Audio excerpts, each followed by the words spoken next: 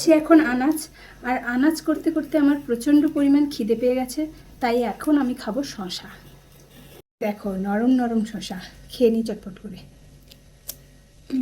শশা খাওয়া কমপ্লিট, তাই এখন চলছে শাক ভাত বাছা, মানে শাকটাকে আগে বাছাই করব, তারপরে ভাজা হবে। আজকে হচ্ছে বিপত্তারিণীর ব্রত, তাই নিরামিষের বার। আজকে করব শাকের ভাজা, উচ্ছে আলু ভাজা, ডাল, আর কি কলমি শাক আর লাউ শাক দুটো মিশিয়ে ভাজা। কি দারুণ লাগে খেতে। কলমি শাক আমার বাছা শেষ, তাই এখন লাউ পাতাগুলো কেটে নিই। কচি কচি লাউ শাক, শাক বানানো হয়ে গেছে। এবার উচ্ছে আলু ভাজা হবে, তাই উচ্ছেগুলোকে তাড়াতাড়ি করে কেটে দিই। আনাজ কোটার আগেই কিন্তু ভাতটা বসিয়ে দিয়েছিলাম, ভাত কিন্তু হয়ে গেছে। আনাজ কাটা কিন্তু আমার এখনো শেষ হয়নি। ভাত যেহেতু হয়ে গেছে, তাড়াতাড়ি ভাতটা তো গড়িয়ে নিতে হবে, নাহলে পায়েস হয়ে যাবে। শুধু উচ্ছে ভাজা খেতে কেমন একটা লাগে, তাই উচ্ছের সাথে কয়েকটা আলু দিয়ে দিই। ছোটো ছোটো করে কেটে আলু দিয়ে দিলে উচ্ছে আলু ভাজাটা খেতে খুবই সুন্দর লাগে। আমার কিন্তু খুব বেশি ভালো লাগে। ওই উচ্ছে আলু ভাজা দিয়ে আমি অর্ধেকটা ভাত খেয়ে নেব।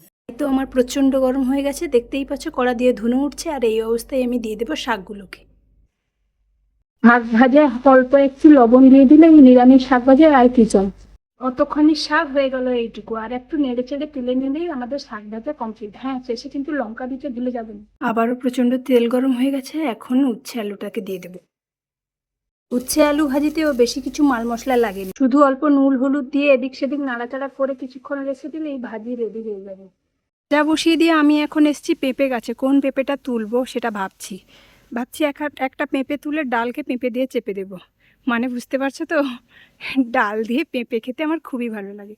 তাই একটা পেঁপে আমি এখান থেকে তুলে নেব। ভাবছি এই ছোটো দেখে এই পেঁপেটাই তুলি। এই সমস্ত টাটকা টাটকা সবজি দিয়ে ভাত খেতে খুবই মজা হয়। চলো কেটে ফেলি। চলো তাহলে আজকেও একবার হয়ে যাক পেঁপের ডাল। যদিও এই রেসিপিটা তোমাদের সাথে আগে শেয়ার করেছি, তাই আজকে আর রেসিপিটা শেয়ার করব না।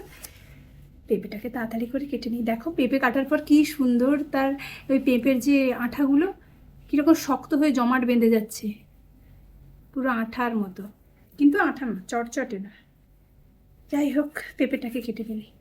ডালটাকে এখন ঝটপট করে ধুয়ে ফেলতে হবে। আজকে যেন রান্নার সময় উনানটা আমার সঙ্গে আছে। অন্যদিন হলে তো নিভে নিভে যেত, আজকে একদম তাড়াতাড়ি করে কড়াই বসাতেই সব কড়াইগুলো খুব তাড়াতাড়ি উনানের জন্য গরম হয়ে গেছে। এখনও ঠিক তাই উনান গরম হয়ে গেছে, আর আমি এখন ফোড়নে দেবো 5 ফোড়ন আর শুকনো লঙ্কা। পেঁপেগুলোকে দিয়ে দেবো। এতেও বেশি কিছু না, একটু হলুদ আর একটু লঙ্কা দিয়ে দিলেই হয়ে যায়। সরি, লঙ্কা না, লঙ্কা তো আমি দিয়ে দিয়েছি, লবণ। এবার আমি ডালগুলোকে দিয়ে দেবো। এবার এতে দিয়ে দেবো জল। এটাকে ভালো করে ফুটিয়ে নিলেই তো আমার ডাল রেডি। তো আজকে রান্নাবান্না এইটুকুই। যাকে রান্নাবান্না আমার মোটামুটি শেষ। এখন প্রচণ্ড ঘামে ভিজে গেছি, তাই আমি এখন আমার বাড়ির দক্ষিণা জানালার পাশে বসে দক্ষিণা হাওয়া খাচ্ছি। আর হ্যাঁ, আজকের ভিডিওটা কেমন লাগলো সেটা অবশ্যই জানিয়ে যেতে ভুলে যেও না। ভালো লাগলে লাইক কমেন্ট শেয়ার করে আমার পাশে থেকো। আর পরবর্তী এরকম আরও অনেক ভিডিও দেখতে হলে অবশ্যই পেজটাকে ফলো করে দিন। টাটা, দেখা হচ্ছে নেক্সট কোনো ভিডিওতে।